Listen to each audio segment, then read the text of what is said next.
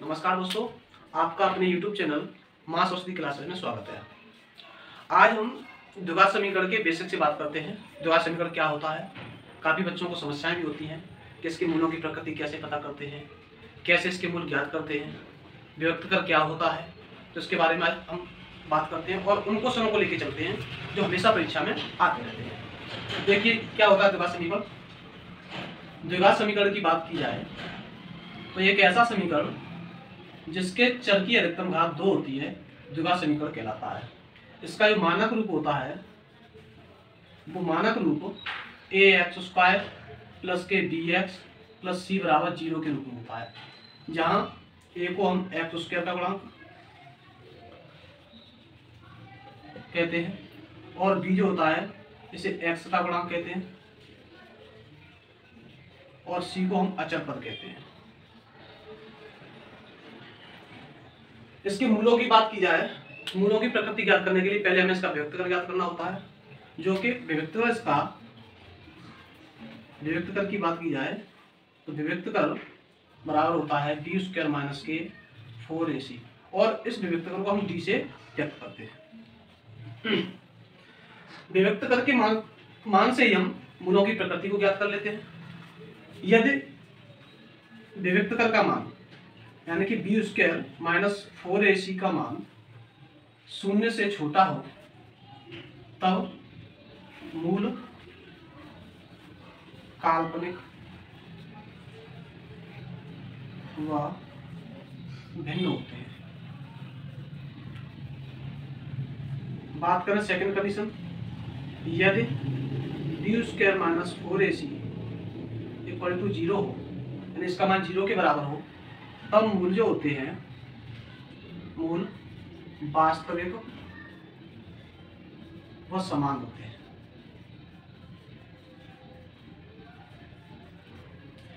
तीसरी कंडीशन है यदि b² माइनस के 4ac इज ग्रेटर देन 0 यानी कि b² माइनस 4ac का मान 0 से बड़ा हो, उस कंडीशन में मूल वास्तविक व भिन्न होते हैं।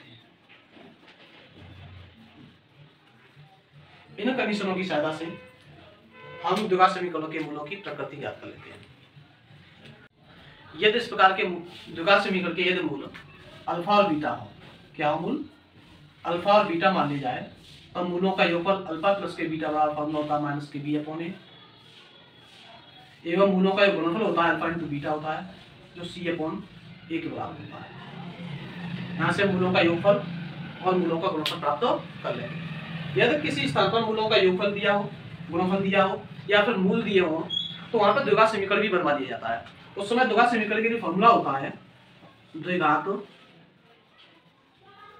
समीकरण इक्वल टू होता है x² माइनस के alpha plus beta into x plus alpha into beta equal to 0। इस प्रकार से हम एक द्विघात समीकरण प्राप्त भी कर सकते हैं। आइए क्वेश्चन के माध्यम से ज्ञात करते हैं कि मूलों की प्रकृति कैसे ज्ञात की जाती है, कैसे विभक्तकर ज्ञात किया जाता है, योगफल कैसे ज्ञात किया जाता है और गुणनफल कैसे प्राप्त किया जाता है। मान लीजिए हमारे पास कोई द्विघात समीकरण है x² माइनस के 4x प्लस 4 इक्वल टू 0। इस प्रकार से कोई मान लीजिए द्विघात समीकरण दिया हुआ है और हमसे पूछ लिया जाए कि इसका विभक्तकर ज्ञात कीजिए या इसके मूलों की प्रकृति ज्ञात कीजिए, या ये भी पूछ लिया जा सकता है कि मूलों का गुणनफल ज्ञात कीजिए, मूलों का योगफल ज्ञात कीजिए। तो सभी टॉपिक हम इसी क्वेश्चन के माध्यम से देखते हैं। यहाँ पे हम सबसे पहले क्या करते हैं कि जो इसका मानक रूप होता है ax² plus bx plus c बराबर 0 से तुलना कराते हैं। तुलना करने पर जैसे हम तुलना करते हैं तो हम यहाँ देखते हैं कि यहाँ पर x² के साथ गुणांक a है, लेकिन यहाँ पे x² के साथ गुणांक 1 है। तो इसका मतलब ये है कि हमारा a की जो वैल्यू है वो 1 होगी। ऐसे ही अगर b की बात करें तो b की वैल्यू हमारे पास -4 होगी और c की वैल्यू हमारे पास 4 होगी। इस तरह से गुणांक हम पता कर लेंगे और विभक्तकर के फॉर्मूले से विभक्तकर ज्ञात करेंगे। जैसे विभक्तकर हमें ज्ञात करना है तो विभक्तकर का फॉर्मूला होता है d बराबर b² माइनस के 4ac। मान रख देंगे b का मान हमारे पास -4 तो -4 का स्क्वायर -4 इंटू a का मान हमारे पास 1 है इंटू c का मान हमारे पास 4 है। सॉल्व करेंगे इसे, -4 का जैसे ही हम वर्ग करेंगे तो 16 बनेगा प्लस का, -4 का इसका साथ मल्टीप्लाई करेंगे, 4 बन जाए 4 और फिर 4 का 4 में तो 60 बन जाएगा। इस तरह से हमारे पास डी का जो मान होगा वो 0 प्राप्त होगा। यहाँ से हमें ये ज्ञात होता है कि बी स्क्वायर माइनस के 4ac की जो वैल्यू है वो 0 के बराबर है। तो हमने अभी बताया हुआ था कि यदि बी स्क्वायर -4ac = 0 होता है, ऐसी स्थिति में मूल हमेशा समान और वास्तविक होते हैं। तो इसका मतलब ये है कि अगर हम बात करें इस समीकरण की तो इसके मूल हमेशा, अतः मूल कैसे होंगे, अतः मूल वास्तविक व समान होंगे। इस तरह से हम मूलों की प्रकृति ज्ञात कर लेते हैं। यहीं से मान लीजिए पूछ लिया जाए कि मूलों का योगफल ज्ञात कीजिए, फिर क्या करेंगे हम, तो मूलों के योगफल के लिए हमें फॉर्मूला पता होना चाहिए जो हमने अभी बताया है कि अल्फा प्लस के बीटा बराबर माइनस के बी अपॉन ए। यहाँ से वैल्यू रख देंगे हम, बी की वैल्यू हमारे पास -4 है, माइनस पहले से है तो +4 हो जाएगा, अपॉन ए की वैल्यू हमारे पास 1 है, 1 को लिखते नहीं तो होता है ए प्लस के अल्फा प्लस के बीटा बराबर 4 हमारे पास प्राप्त हो जाएगा जो मूलों का योगफल होगा। मूलों के गुणनफल की बात की जाए तो अल्फा इंटू बीटा बराबर सी अपॉन ए होता है, वैल्यू रख देंगे, सी की वैल्यू हमारे पास 4 है, ए की वैल्यू 1 है, तो यहाँ से हमारे पास मूलों का गुणनफल भी 4 ही प्राप्त होगा। इस तरह से हम किसी भी द्विघात समीकरण के मूलों का योगफल और मूलों का गुणनफल ज्ञात कर लेते हैं। मान लीजिए कोई समीकरण है इस प्रकार से 2x² + kx + 3 = 0। ऐसा समीकरण देगा आपके पास और कहेगा कि यदि दिए गए समीकरण के मूल समान हो तो k का मान ज्ञात कीजिए। आइए देखते हैं इस प्रकार के क्वेश्चन को किस प्रकार से सॉल्व करते हैं। जब भी ऐसा क्वेश्चन दिया होगा तो हमें सबसे पहले इसके मूलों की प्रकृति की कंडीशन याद होनी चाहिए। तो हम क्या करेंगे, मूलों की प्रकृति के लिए पहले इसकी तुलना कराएंगे मानक रूप से, ax² + के bx + c = 0 से तुलना करने पर जैसे ही तुलना कराएंगे तो a के स्थान पर यहाँ पर 2 है तो a = 2 होगा, b के स्थान पर यहाँ पर k है तो b बराबर हमारे पास k होगा, c के स्थान पर 3 है तो c बराबर हमारे पास 3 होगा। अब हम जानते हैं कि यदि b² - 4ac का मान 0 के बराबर होता है तो मूल समान होते हैं। तो हम उस कंडीशन को लगाएंगे यहाँ पे, जब मूल समान हो, जब मूल समान हो तो कंडीशन होता है b² - के 4ac = 0। इस समीकरण में हमें मान रखेंगे, b का मान रखेंगे, b का मान हमारे पास k है तो जाएगा k² - 4 × a का मान हमारे पास 2 है, 2 रख देंगे, c का मान हमारे पास 3 है, 3 रख देंगे बराबर 0। और सॉल्व करेंगे इसे k², इनका आपस में गुणा करेंगे, 4 दूनी 8 और 8 या 24 बराबर 0। k² बराबर हो जाएगा 75 करने पर प्लस के 24 हो जाएगा, k बराबर हो जाएगा के 24।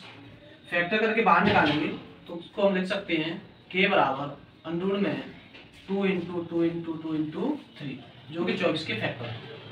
2 दूनी 4, 4 दूनी 8, 8 या 24। रूट से बाहर निकालेंगे, जो जोड़ा बन जाएगा बाहर निकल आएगा, बाकी की संख्या को अंदर छोड़ देंगे, 3 दूनी 6।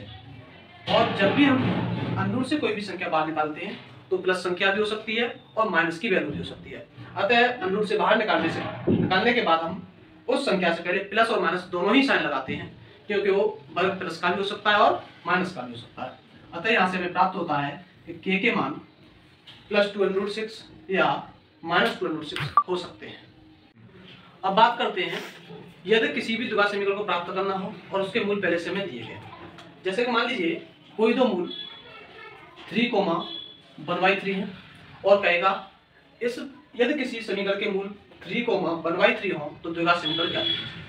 कभी कभी क्या होता है, ऐसे क्वेश्चन पहले से योगफल ही दे रखा होता है। हम मान के चलते हैं अल्फा और बीटा 2 मूल हैं तो ये एक अल्फा होगा और एक बीटा होगा।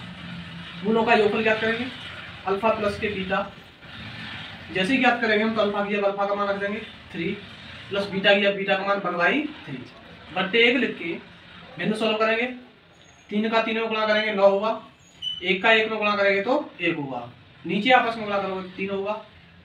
इसे आगे सॉल्व करेंगे तो हमारे पास 10/3 प्राप्त होगा। ऐसे ही हम मूलों का गुणनफल ज्ञात करेंगे तो हम जानते हैं मूलों का गुणनफल अल्फा इंटू बीटा होता है।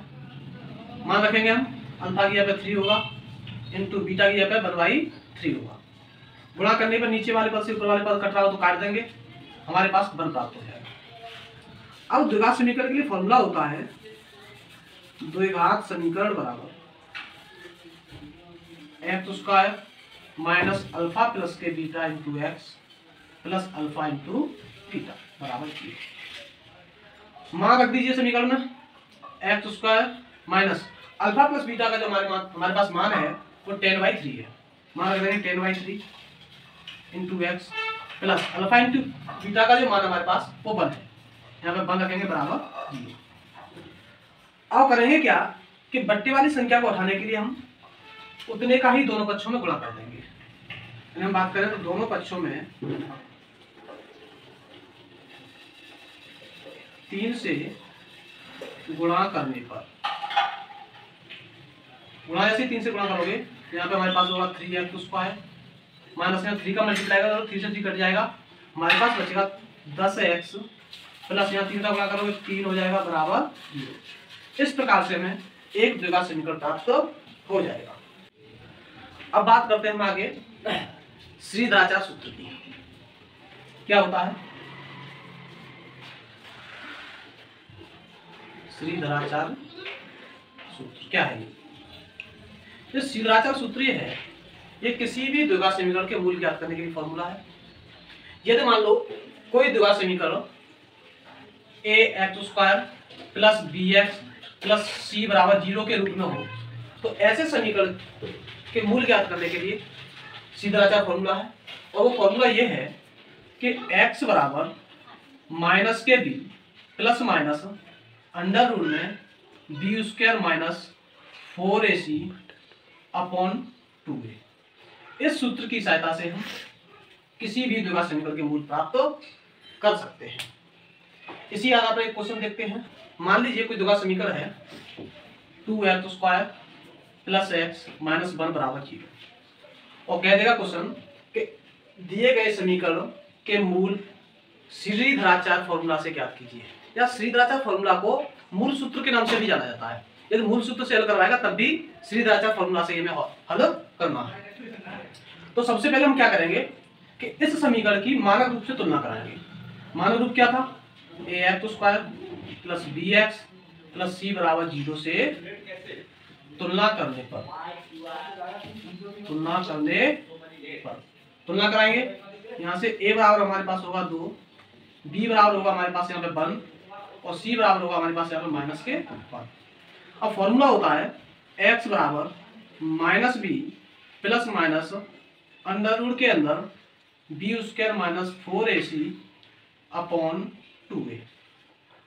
वैल्यू पुटअप करेंगे, b का मान रखेंगे हम -1 हो जाएगा, प्लस माइनस अंडर रूट में बी स्क्वायर यानी 1 का वर्ग करेंगे 1 होगा, -4 इंटू a की वैल्यू हमारे पास है 2 और c की वैल्यू हमारे पास -1 बट्टे 2 गुणा a की जगह पर 2। सॉल्व करेंगे इसे आगे, -1 प्लस माइनस अंडर रूट में 1 और इसका गुणा करेंगे 4 का 2 में 8, फिर 8 का करेंगे -1 में तो हमारे पास प्लस का 8 प्राप्त हो जाएगा बट्टे 2 का 2 में गुणा करेंगे 4 हो जाएगा।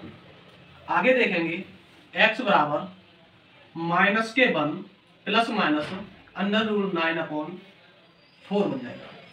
यहाँ से 9 का वर्गमूल निकालेंगे तो आगे हो जाएगा x बराबर -1 प्लस माइनस 3 अपॉन 4। अब करते क्या है कि जो ये चिन्ह है इस चिन्ह को 2 बार लेते हैं, एक बार पॉजिटिव साइन के साथ एक बार निगेटिव साइन के साथ।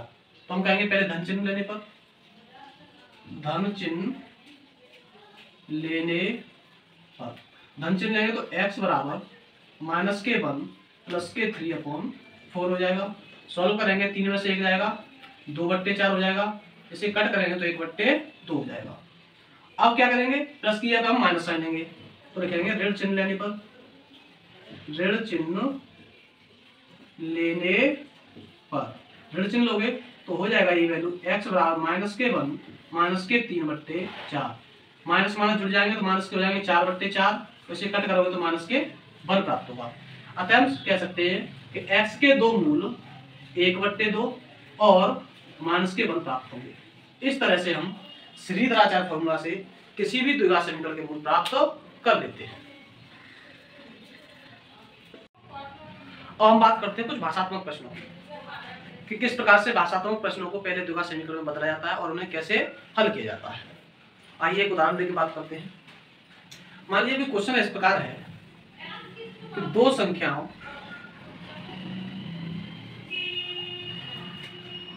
का योग 27 व गुणनफल 182 है, तो संख्याएं ज्ञात कीजिए।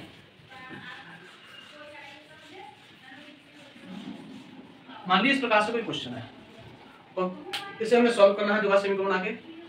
तो सबसे पहले हम क्या करेंगे कि किसी एक संख्या को मान लेंगे कोई चर के रूप में। जैसे मान लेते हैं हम, माना पहली संख्या बराबर x मान लेंगे।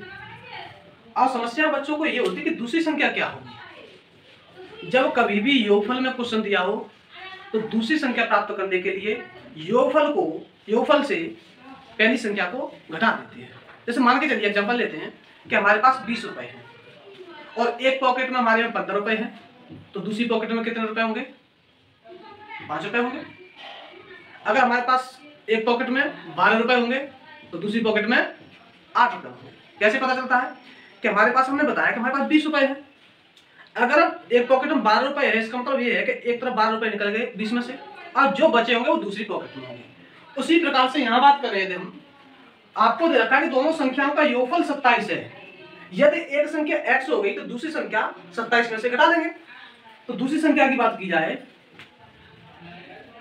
तो दूसरी संख्या जो हमें प्राप्त होगी वो होगी हमारे पास 27 माइनस x। अब प्रश्न क्या कह रहा है? प्रश्न कह रहा है कि उन दोनों संख्याओं का गुणनफल 182 है। इसका मतलब यह है कि इन दोनों संख्याओं का यदि हम गुणा करें तो 182 के बराबर होना चाहिए। करते हैं गुणा, x का गुणा करते हैं हम किसके साथ? 27 माइनस x के साथ। कितना आना चाहिए हमारे पास? 182 आना चाहिए। गुणा कीजिए, 27 के साथ गुणा करेंगे तो 27x होगा, माइनस x के साथ गुणा करेंगे तो x स्क्वायर प्राप्त होगा बराबर 182। इधर लेके आइए, 27 मानक रूप में लिखेंगे तो x स्क्वायर को आगे लिख लेंगे, माइनस के x स्क्वायर प्लस के 27x माइनस के 182 बराबर 0। माइनस चिन्ह कॉमन लेकर उधर 0 में भेजेंगे तो सभी संख्याओं के चिन्ह बदल जाएंगे। बदलेंगे तो ये हो जाएगा हमारे पास x स्क्वायर प्लस की जगह पे हो जाएगा माइनस 27x, या माइनस है ये हो जाएगा प्लस 182 बराबर 0। इस तरह से हमें एक द्विघात समीकरण प्राप्त हो जाएगा।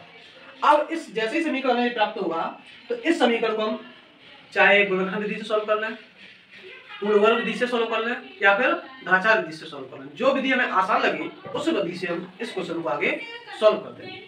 तो देखते हैं आगे इस क्वेश्चन को कैसे सॉल्व करते हैं। जैसे कि समीकरण अभी ये वाला था वो हमने ऊपर लिख लिया है, ये समीकरण अब इसे सॉल्व करना है तो किसी विधि से सॉल्व कर लेंगे। हम इसे मान के चलते हैं धनाचार्य से ही सॉल्व करते हैं क्योंकि अभी हम धनाचार्य वाले फॉर्मूले से सॉल्व करा रहे हैं। तो सबसे पहले से तुलना कराएंगे, ax स्क्वायर प्लस के bx प्लस c बराबर 0 से तुलना करने पर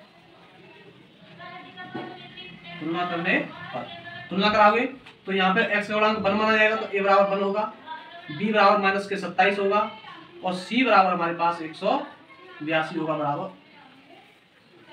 अब इसे सॉल्व करेंगे हम तो धनाचार्य फॉर्मूला ये कहता है x बराबर माइनस के b plus minus under root में b स्क्वायर माइनस के 4ac और पूरे के बट्टे 2a। b का जैसे मान रखेंगे तो माइनस का b का मान प्लस हो जाएगा 27 plus minus under root b square minus 27 का वर्ग माइनस 4 इंटू ए की जगह पर 1 इंटू सी यहाँ पर 182 बट्टे 2 इंटू ए। आगे सॉल्व होगा x बराबर 27 प्लस माइनस 27 का वर्ग करें तो 27 का वर्ग होता है 729 माइनस 4 का इसमें मल्टीप्लाई करेंगे 4 दूनी 8 4 अच्छे 32 की 2 हासिल 3 4 1 4 3 7 बट्टे 2 27 प्लस माइनस इसमें से घटाएंगे तो हमारे पास बचेगा 1/2।